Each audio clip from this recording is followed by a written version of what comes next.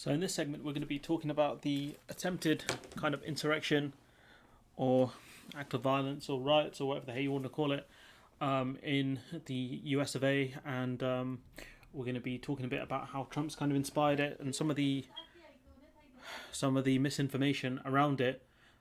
So yeah, let's talk about this. So American carnage, how Trump's foot soldiers ran riot in the Capitol. So staffers barricaded doors and hid under desks as Trumpist rioters roamed freely, looking for members of Congress they saw as enemies. A rioter leaned back in the chair of the Speaker of the House of Representatives and brought a brown boot down on the papers left strewn on her desk. Elsewhere, the Capitol building, a lectern bearing the gold seal of Congress, was ripped away and framed documents were torn from the walls as Trump banners and Confederate flags, the flags of the traitors of America, let's not forget here, were paraded through abandoned hallways. It was Wednesday afternoon, 6th of January, when Donald Trump's 4-year assault on US democracy reached its inescapable destination, an orgy of violence aimed at the heart of the Republic. Absolute horror situation for the US. Something you'd see in sort of Middle Eastern countries or African countries. Mass riots and violence. In state capitol buildings.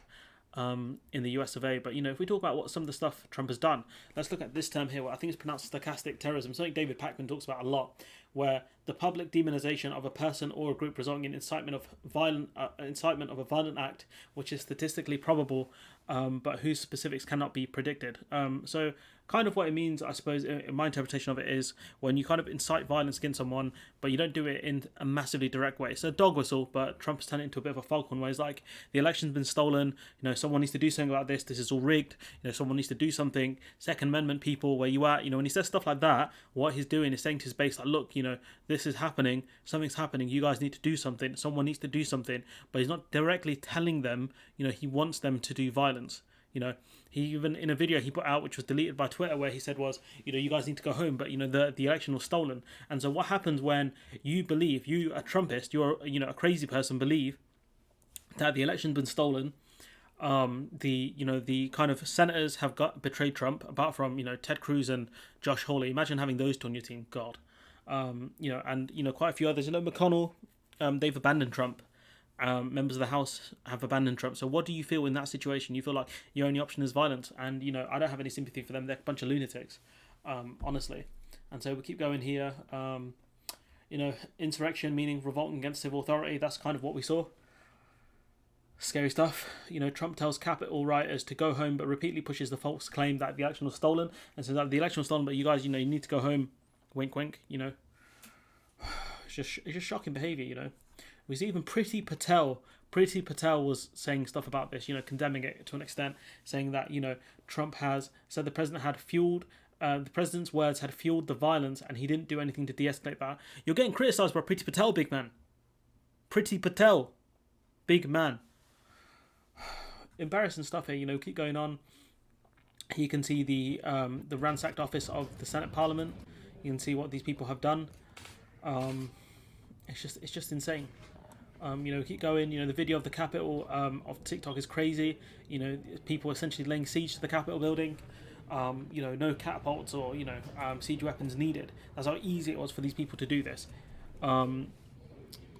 We keep going. 45% of the Republicans approve of the storming of the Capitol building. So almost half of the Republican base approve of this.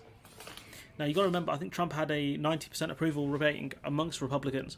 So almost half of his kind of base approve of this. It's just madness. You've got this guy here, a man pictured in Nancy Pelosi's office, took a piece of a mail, made it out safely, then posed for a pic. So this man needs to be arrested, definitely. Don't know where the man's t-shirt went halfway through this, though. And, tracking viral misinformation, no, there was no evidence that Antifa activists stormed the Capitol. So there was this idea that, it was Antifa people who were there involved with the right-wingers. And the thing is, this is how the right-wing know that this is wrong. That when they say, oh no, this was the left that did it, under the guise of the right. Nah, it was you guys, QAnon and all you other idiots.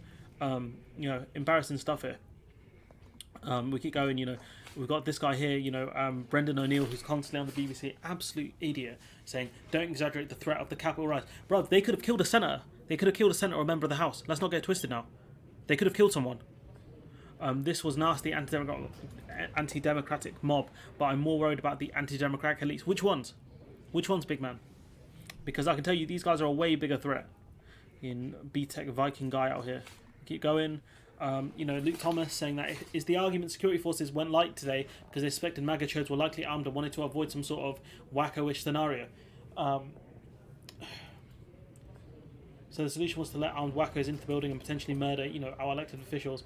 I'm just trying to figure out what they did and what they said, why they did what they did. And the thing is, right, this situation could have ended badly if these guys, broke into the building and started lighting the place up, because the police let them in. That's in, a couple ahead. Look, he got a line of people exiting the Capitol building. A couple of people were roughed up here. But if these were Antifa people, they would have got absolutely smacked by the police, tear gas everywhere. These guys would have had their heads kicked in by police. We come back! We're not going to be like this! These people just being let out. Nobody's people being arrested, some people being killed, nobody's even doing that. So not only are they spread coronavirus, if we pause it here, you can easily figure out who this guy is. This person's smart wearing a mask, so you can't. This guy too, I guess, but we keep going. Video emerges of police moving barricades to allow the rioters into the US Capitol. Police are squabbling with protesters. Oh, there we go. Especially when they were removing barricades. And do you know what, it gets worse? Do you know how it gets worse? Because there's videos of police taking selfies with people. Shocking behaviour from the police. But yeah, I don't know what more to say about this video, to be honest, because it's the police have let these people riot in the nation's capital, the Capitol building, I think it is called, and this situation could have been far worse if these guys broke in and started lighting the place up. Luckily they didn't. 4 people, I think one person was killed by a police officer, and there were 3 people killed by medical complications. I'm not sure what that means. We'd have to see in the coming days, but this is insane what's happening right now. What Trump has inspired. These are Trump's people. Let's not get it twisted now. These are Trump's people, and they see themselves as the ones fighting back against the system, because they think Trump has won. Trump keeps going with the narrative that he won, the election was rigged, and all this stuff, right? And these people believe it. And so when they're put in a corner and think, oh, my guy's going to lose, we're going to get Joseph R. Biden, the communist, which is absolutely wrong, by the way. He's no communist, not even close. He's closer ideologically to Trump when it comes to economic stuff than he is to any communist. Trust me on that one. And so, yeah, I don't know what more to say apart from the final season of the US is wild. And, hopefully they figure out what's going on over there and they sort things out, because you can't deal with too many more incidents like this, because police will start having to start getting a lot more ruthless with these sort of rioters, because they can't keep allowing this. Because this situation, a senator could have died, a member of the House could have died, and it's the police. At the end of the day, it's the police's job to protect these buildings and these people. They did not do a good job. And what happens to the point where the Secret Service, whoever these security agents are within the building, what happens if they had to get involved and start lighting people up as well? But anyways, I'm going to leave it there. Let me know what you think in the comments below. Like, comment, share, subscribe, and hopefully I'll see you in the next one.